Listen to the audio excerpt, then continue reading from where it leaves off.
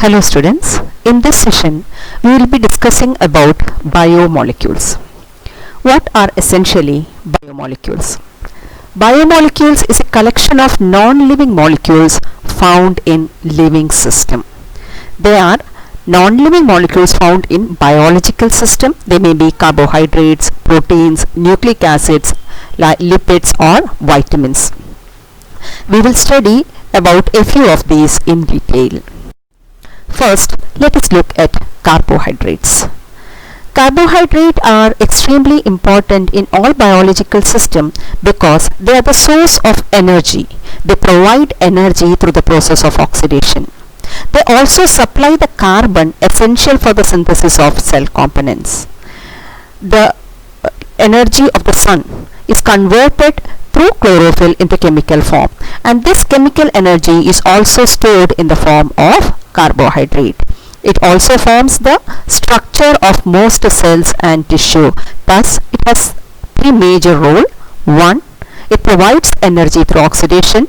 It stores chemical energy in the body, and it supplies the carbon for synthesis of cell components, thus forming structural tissues.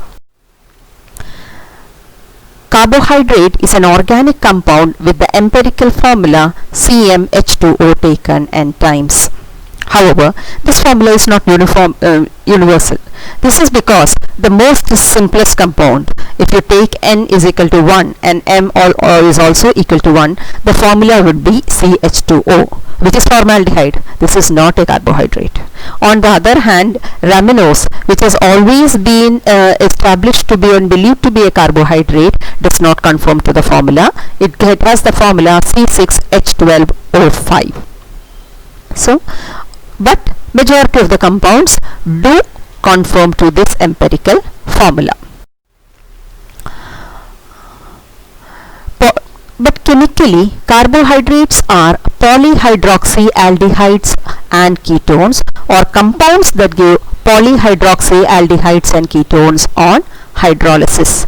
They are classified into sugars and non-sugars. Sugars, as you are all aware, are crystalline, sweet and water soluble. Example is glucose, fructose, sucrose, etc. On the other hand, non-sugar are amorphous. They are tasteless and water insoluble.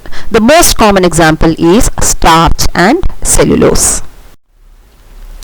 Carbohydrates can also be classified into monosaccharides, oligosaccharides and polysaccharides depending upon the products obtained on hydrolysis.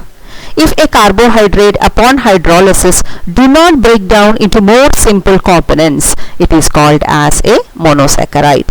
On the other hand, if upon hydrolysis it gives 2 to 9 components or 2 to 9 monosaccharides, they come under the category oligosaccharides. On hydrolysis, if a carbohydrate gives 10 or more number of monosaccharide units, then they are called as polysaccharide. That is based upon the building block. If it has a single monosaccharide unit, it is called as a monosaccharide. That is, it does not break down on further hydrolysis because it is the basic unit itself. If up to 9 units combined together, they come under oligosaccharides, and if they are more than 9, they come under polysaccharides. Monosaccharides can also be classified based on the functional group. If it contains an aldehyde as a functional group, it is called as an aldose. The most common example being glucose.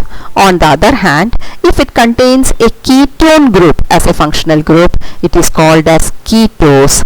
The most common example being fructose.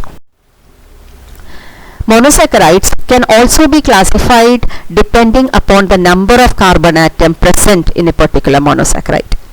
If the given monosaccharides contain 3 carbon atom, it is called as triose. If it contains 4 carbon atom, it is called as tetrose. If it contains 5 carbon atom, it is called as pentose. And if it contains 6 carbon atom, it is called as an hexose.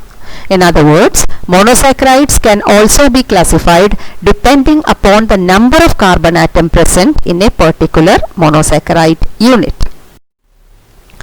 These are certain examples. The first example given, glyceraldehyde, contains 3 carbon atom, hence it is a triose. And since it contains an aldehyde group attached here, it is an aldotriose. The second structure is a ketotriose. It still contains 3 carbon atom, but the carbonyl group is present in the second position, hence it is a keto group, ketotriose, dihydroxyacetone.